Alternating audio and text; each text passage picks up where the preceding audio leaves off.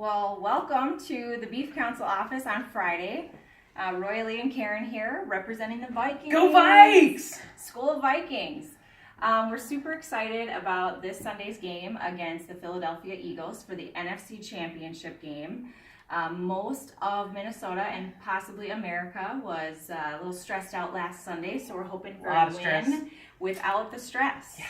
Not only without the stress of the game, but without the stress of preparing a big feast for your friends and family that Absolutely, party you have on. to party with. So, because we are going to be playing the Philadelphia Eagles, and most of us don't have the luxury of jumping on a flight and going out to Philly to watch the game, we thought we would figure out how to bring Philly to you and to your house. So today we're going to actually be showcasing a recipe that's going to be on our blog. It is ground beef Philly cheese steak sliders. Yum. I'm already in. Oh, good. I know, and the office smells good because we already had to prepare one. I actually stumbled across this recipe on Pinterest probably about 6 months ago and made it for my family, and it was a huge hit. So I will share it with you.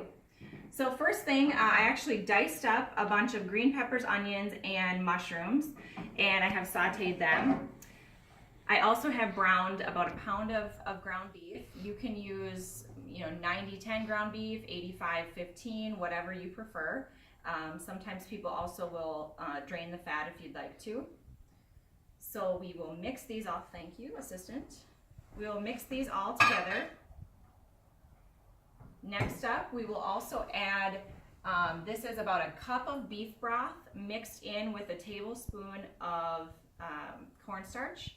And then also about a tablespoon of Worcestershire sauce. Did I say that right? Worcestershire sauce. Is there a right way to say it? I'm not sure. Everybody says it different. You know what it is. And this will help be kind of a thickening agent for the mixture. And also to that, about a half a teaspoon of salt and a half a teaspoon of pepper, just for a little flavoring. Salt and pepper is always a good seasoning with beef. And you cannot forget ketchup. About 2 tablespoons of ketchup. Or catsup, whatever you prefer. And then this will kind of simmer on medium heat, and we'll slowly see some of that liquid be reduced because of the cornstarch. And this is kind of an odd thing too that I will do here before we go to the next segment, is I'm going to take sliced provolone cheese. I think it came in a pack of, like an 8-ounce pack. I'm going to reserve about 4 different slices for topping it, but the rest of this, we're just going to tear it and just kind of melt it in with the mixture. So while I'm doing this, what are we going to drink? Ooh, yes, gotta have punch. Gotta have punch. And of course you have to have purple punch because we're the Vikings, right? So, and we all don't want to work hard before the game because we're going to use all our energy to scream for the Vikings during the game. So we're going to make a real simple punch, and in our punch here, and all it is grape juice and ginger ale. How easy is that? So let's see what this is going to look like. All right, here we go. A little bit of purple. Isn't that a beautiful color? It is actually my favorite color. For those of you who don't know me, purple truly is my favorite color. All right, and then we'll add the ginger ale here. Oh, gosh, it smells good. You know what else would be good with this, Riley? What's that? Maybe a mixed beverage of some sort? Yes, all kinds of mixed beverages. You can keep it non-alcoholic for the kids. Yep. And any adults that want to partake in some fun can mix in their favorite beverages. Absolutely. Spirits, that's what we call it. Spirits, yes. We're going to add spirits. But since we're at the office today, we're not going to, because we wouldn't want to get in any trouble here with the boss. Oh, wait, the boss is standing next to me. We do like to have fun here. That looks delicious. There we go.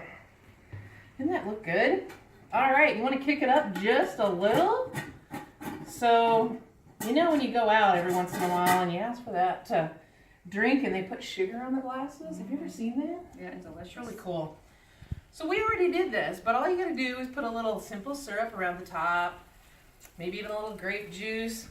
And since our punch is purple, we actually did gold crystals to go around the top.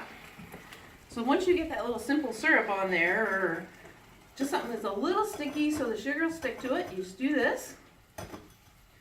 And then, if you really want to get fancy, we have these really cool ice cubes. Look at those, purple ice cubes. Aren't those awesome? Throw a couple of those in there. And then all you do is add your beverage. Can I be the taster? You most certainly can. There you go. We even have cool purple straws. Oh yeah, I almost forgot. We do love purple. Go Vikes. That's really good, actually. Oh, see? How easy is that? So of course you also have to have dessert. In my family, my mom used to say dessert should come first, which I'm with her on that. So let's make it easy on ourselves. Buy the box mix, a brownie mix.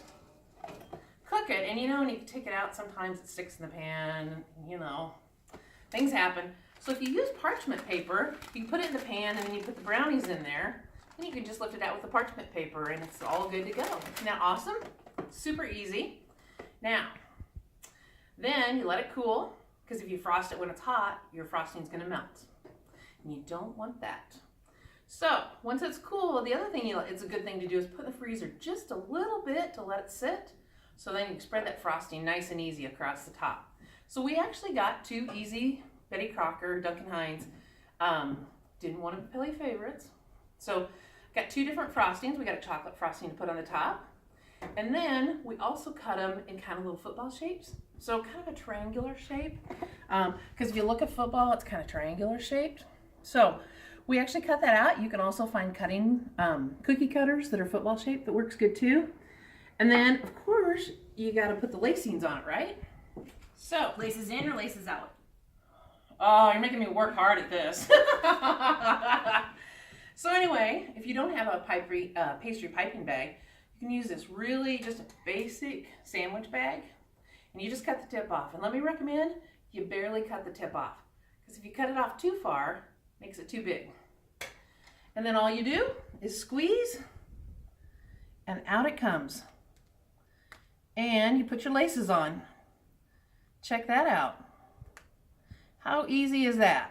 We're trying to make it as easy as possible for you to entertain for the NFC Championship game.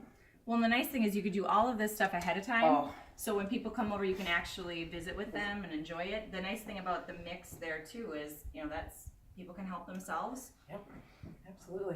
So now we're gonna finish the Philly recipe. The key to this is pre-made Hawaiian rolls. So you can buy these at pretty much every grocery store. They are amazing. Anything you make with Hawaiian rolls is delicious. I've kept them all together and I just sliced it in half with a bread knife, placed it in a baking dish, and then we're just gonna spoon this mixture on top. So we're not gonna cut them into individual sandwiches until they come out of the oven. It's gonna be gooey, it's gonna be messy. That's what makes it good. It's gooey and messy. Soak into the bread. Yum. And the nice thing is this is gonna feed a decent amount of people, and you're just kind of making one massive sandwich here. Oh, let me tell you, it smells divine. Philly cheesesteak, And excellent. just a little tip too, I know my son doesn't like green peppers, onions, or mushrooms. So I sometimes will make, you know, one without, or I'll make a kid-friendly one if they don't like that. And then I'm just gonna top it with the last bit of provolone, and then top it with the top half of the bread. Now, one of the keys here is brushing it with a little bit of butter. I know there's probably a decent amount of good flavor in here already, but the butter really makes it crispy on top, and then also just gives it a good decadent flavor. So once you're done with that, I usually like to cover it just in case you might get the buns a little too dark if you don't cover it with some sort of tin foil. Cover it in tin foil, place it in the oven at about 350 degrees for probably about 20 minutes. You're really just looking for the cheese to melt and everything to kind of meld together. So through the magic of television, thank you, we have the finished product. So let me grab a knife. Roylee, do you want to grab a plate? Oh, absolutely. And